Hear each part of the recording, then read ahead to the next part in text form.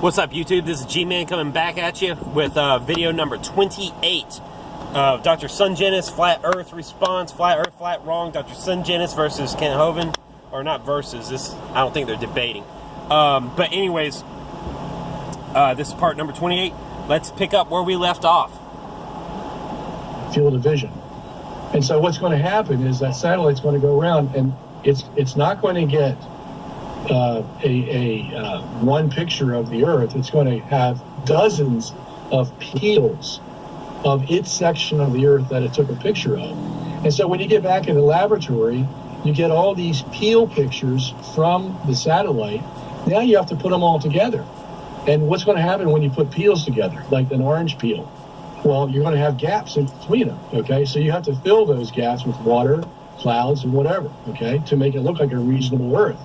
So the flat earthers look at this and they go, CGI, computer graphics, that's what NASA uses.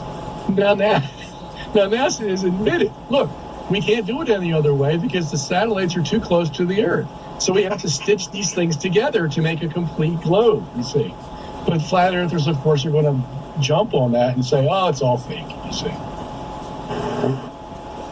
Absolutely right, and rightfully so. We're giving NASA billions of dollars every year. They should be able to produce way more than they are giving us. We don't have one verifiable picture of the Earth. Not one.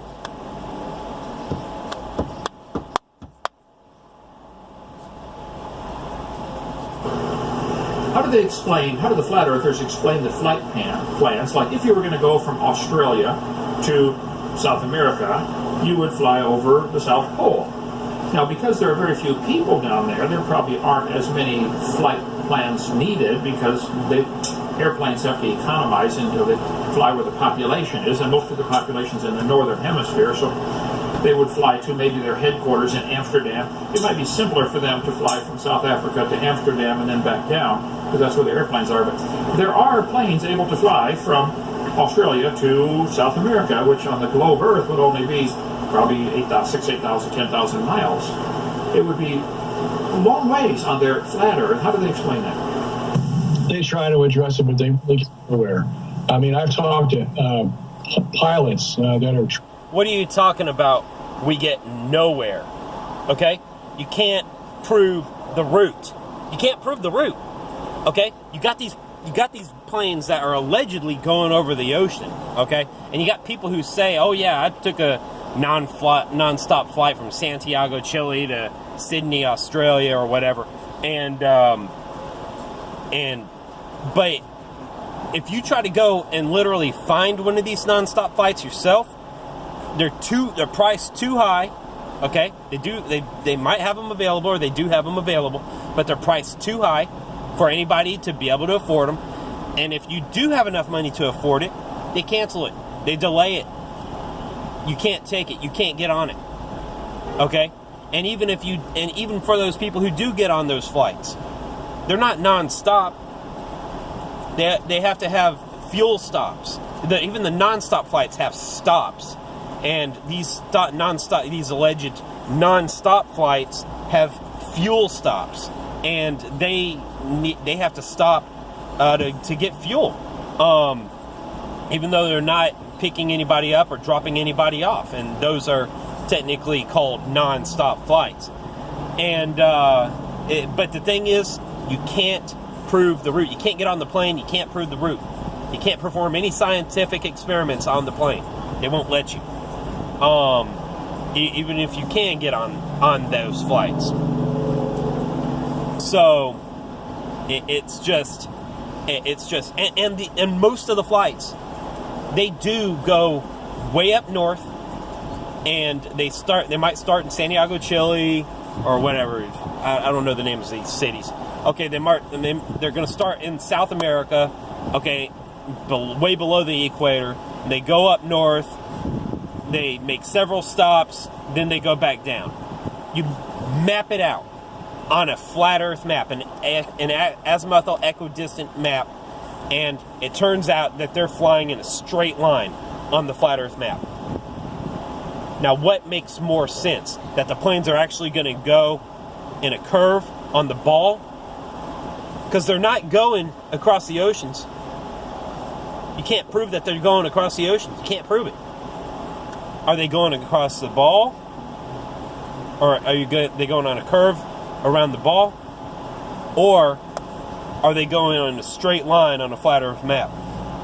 All we can get on those planes and prove is that they aren't going over a ball. They take levels on the plane. The flat earthers, Rob Skiba, Daryl Marble, Daryl Marble. I think his name's Daryl. Anyways, and several other flat earthers that, Mark Sargent. They get on these planes and they bring a compass with them. They bring a level with them, and the plane, and that way they can know which way is north.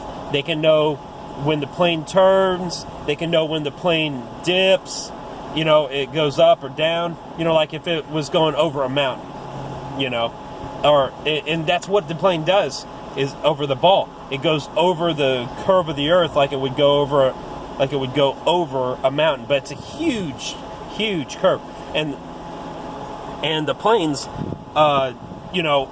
they get up to a certain altitude and they have to fly, at a certain altitude.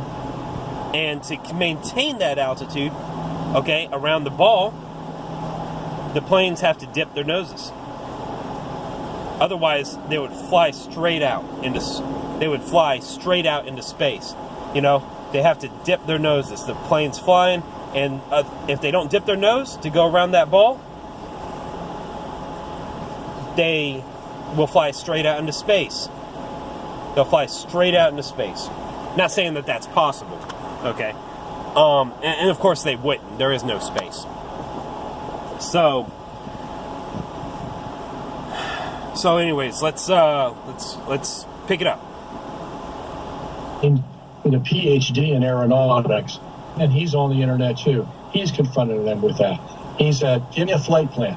Anybody out there is a flat earther. Give me a flight plan from South America, like say Santiago, to Sydney, Australia." Nobody has followed him up on that.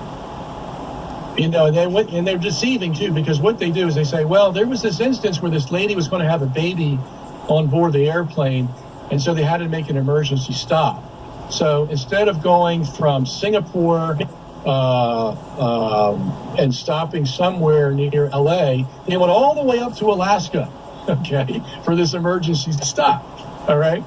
And what they're doing now is they're measuring the distance on a flat Earth map. But if you put it on a globe map, actually, Alaska was the closest place that they can land to have this emergency taken care of. But they don't tell you that, you see. They don't. Whenever you, just like I said before a few minutes ago, whenever you line up where these planes are stopping, you discover that the plane is going in a straight line. It's going in a straight line over the flat Earth map. And so it's stopped in Alaska, but if you plot the point where it was supposed to originally land and the point on a flat Earth map, if you plot these points, you find out that Alaska was just along the way. It was along the way on the flat Earth map. Okay, so sure, he's got a point. It might have been the closest place to stop on the ball Earth, but you map it out on the flat Earth map, and it forms a straight line. Which one makes more sense? I haven't exactly addressed this. I need to get this and super glue it back up. It kind of fell. So the glue isn't holding anymore. Okay, that's a good stopping point for this video. Okay, G-Man out.